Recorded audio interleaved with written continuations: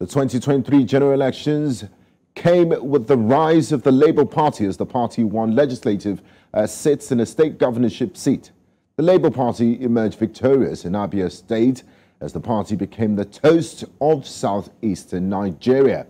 Ahead of the November 11 governorship elections in Imo State, a major state in southeast Nigeria, Athan Achonu, a former senator at the National Assembly, has emerged as the candidate of the Labour Party.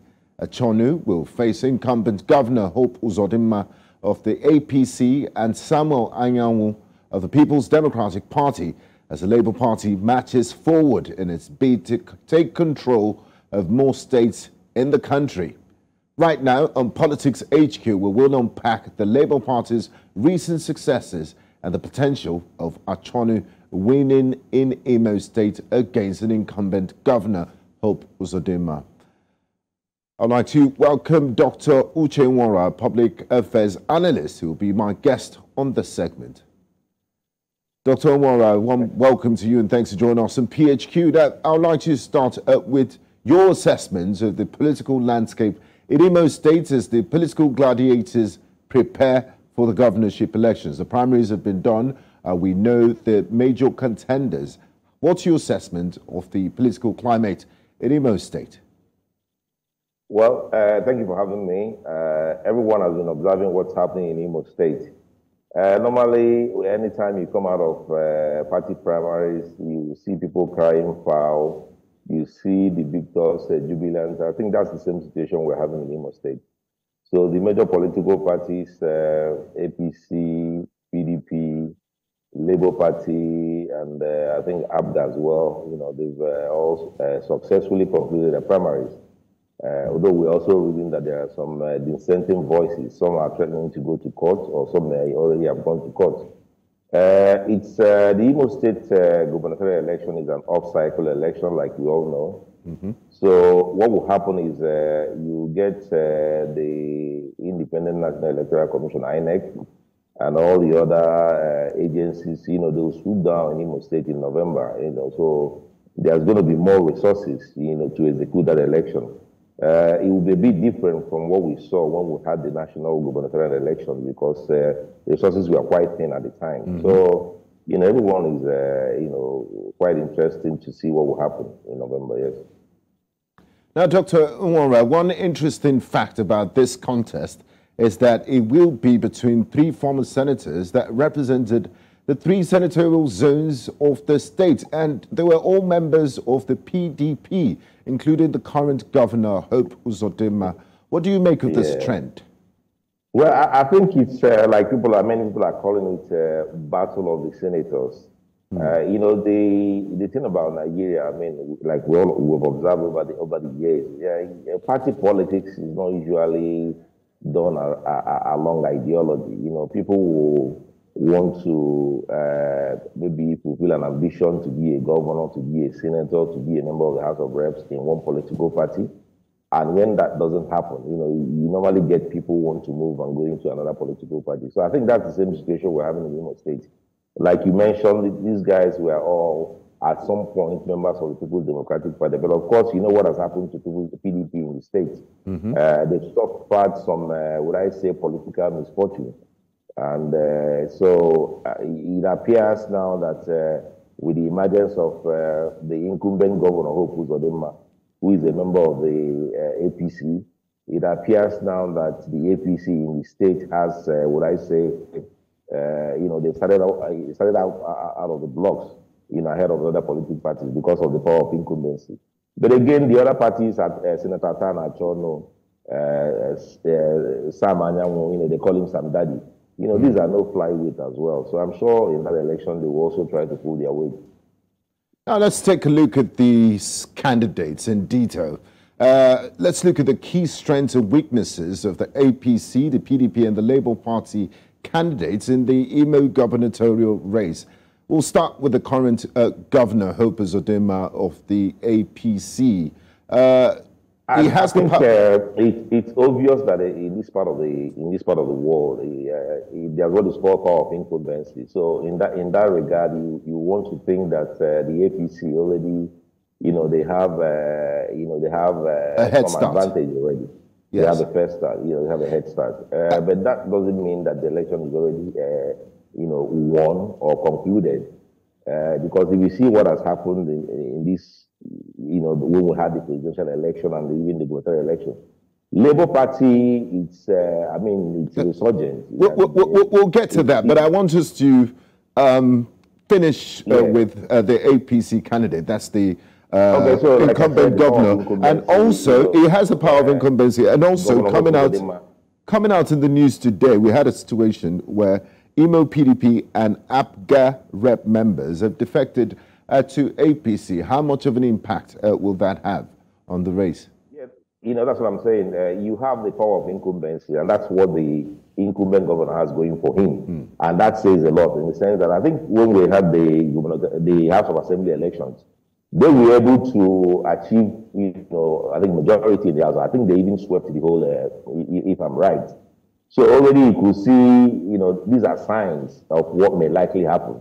I'm not calling that election already. I'm not saying that's what will happen when we have the gubernatorial election, but these are kind of signs of what will happen.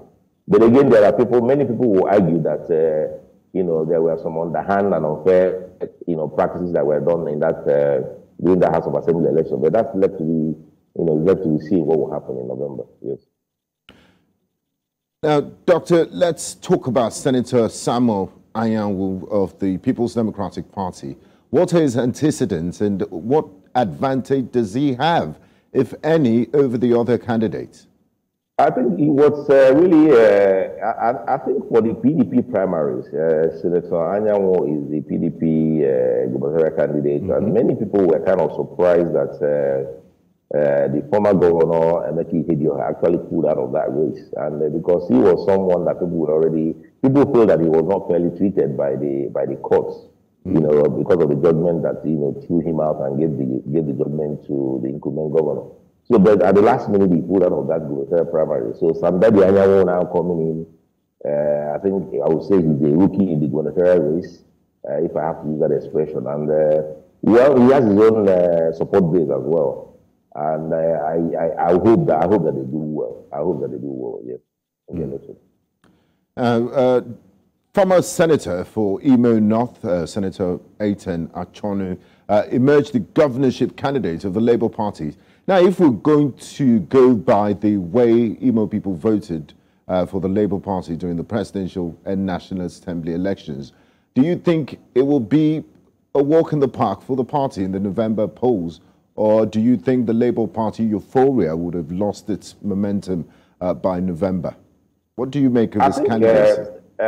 Senator Achonu, to be honest with you, was a surprise choice by the Labour Party because there had been other people. I know guys like, people like Sam Amade, who used to be chairman of NERC. He was in the race. Martin Aboso was also in the race, and a whole lot of other people who have been part of this labor movement from the beginning. I mean, when Mr. Peter Obi joined the party.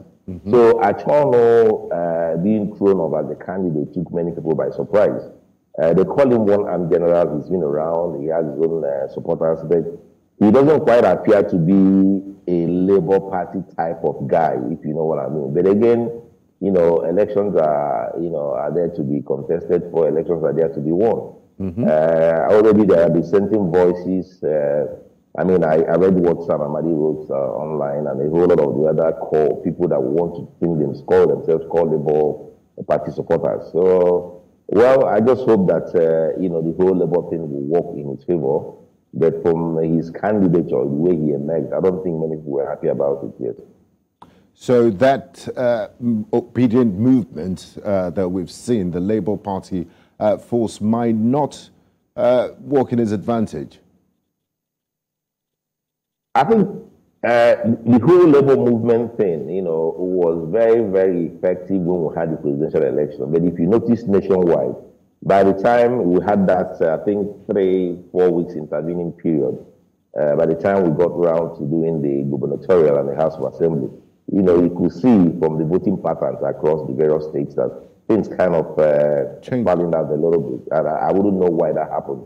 Many people are saying that their support for Labour is for Peter Obi. And once Peter had done the presidential, people started focusing more on the local elections. And we saw what happened in Lagos as well. Yes. Labour took Lagos during the presidential election. Then when it got around to the Gubernatorial and the House of Assembly, almost like Labour was nowhere to be seen. So, we'll see if people will, still keep that momentum and the support and the love they have for Peter Obi.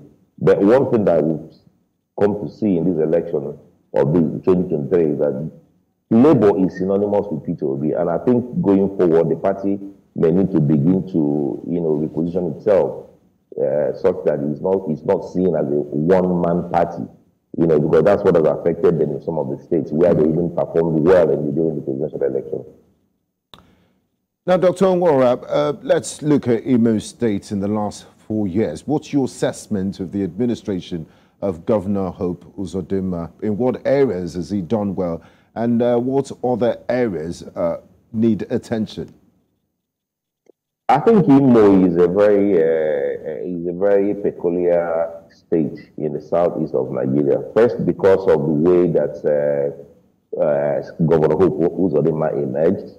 He may have won the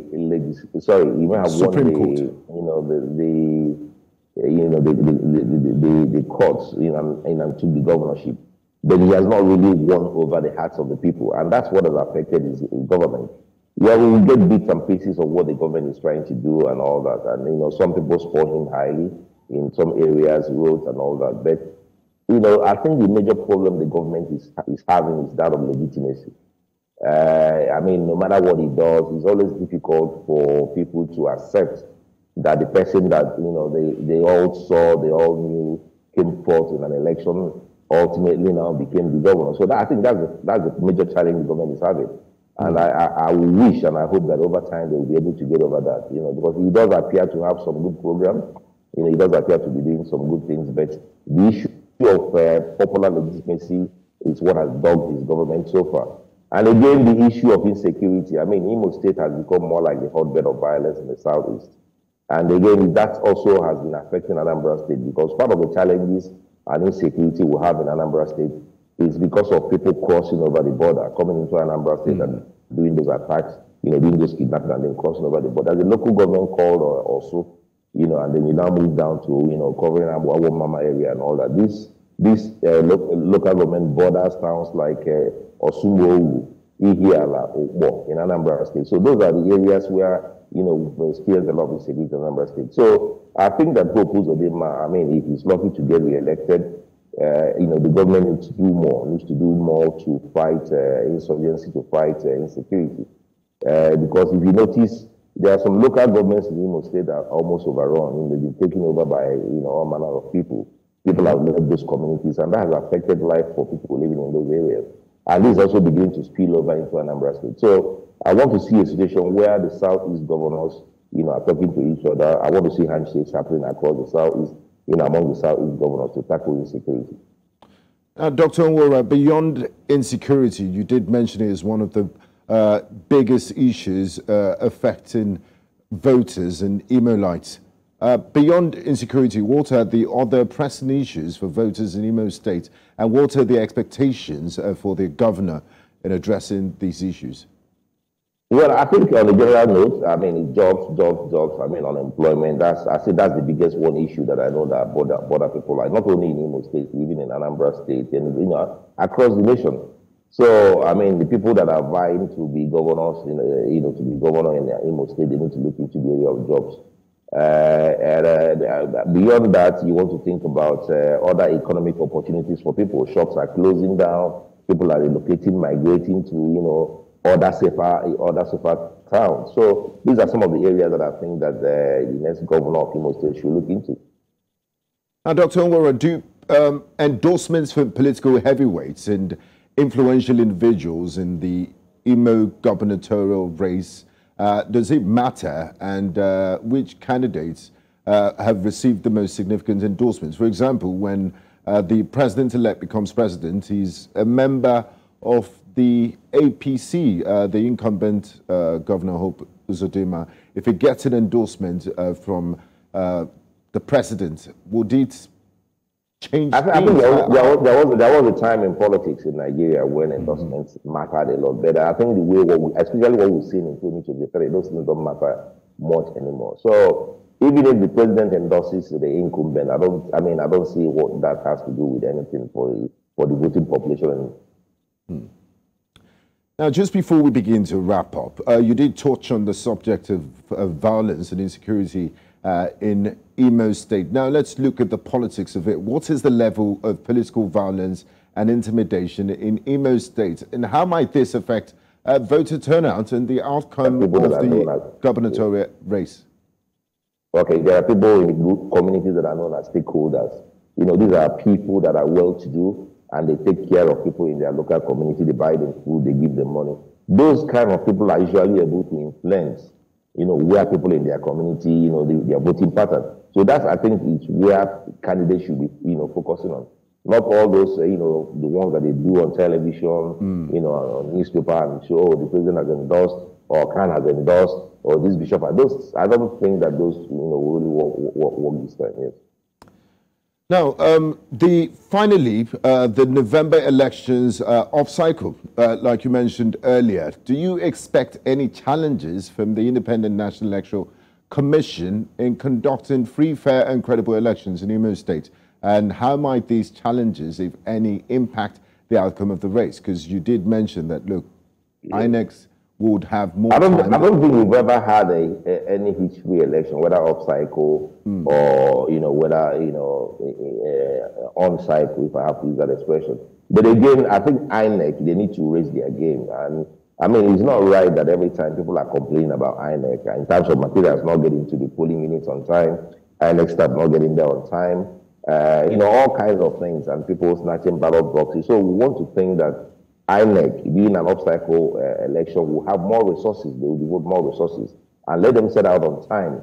And again, we also want to trust on the security agencies, you know, that they will do the right thing. I mean, in the past elections, across the nation, we saw reports of voter intimidation, and which now led to voter apathy in some of the polling units. So we don't want to see a situation like that. And Imo State, because it has this, hangover of, you know, illegitimacy, because the number 4 eventually became the number 1. So I think it's about time for all the players, the stakeholders, the candidates, for everyone to come out and do the right thing.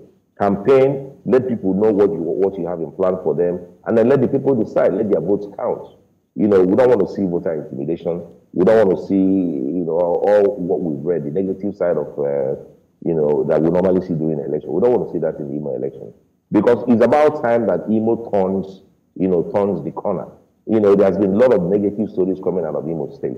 You know, I have particular interest in Imo State because I'm married from Imo State. So anything concerning Imo State concerns me. And it's close to your I grew up in the old Imo State. I grew up in Abia, you know, when Sam Bakwe was the governor. Yeah. So we've come to love Imo State. So I want to see Imo State do well. Absolutely. A fine place to end this conversation. It's the wish of many Imolites to see their states peaceful and also progressive. Thank you very much, Dr. Uche Nworah, for being a fantastic guest on this program. We do appreciate your contribution and your time. Thank you. Thank you for having me. Thank you.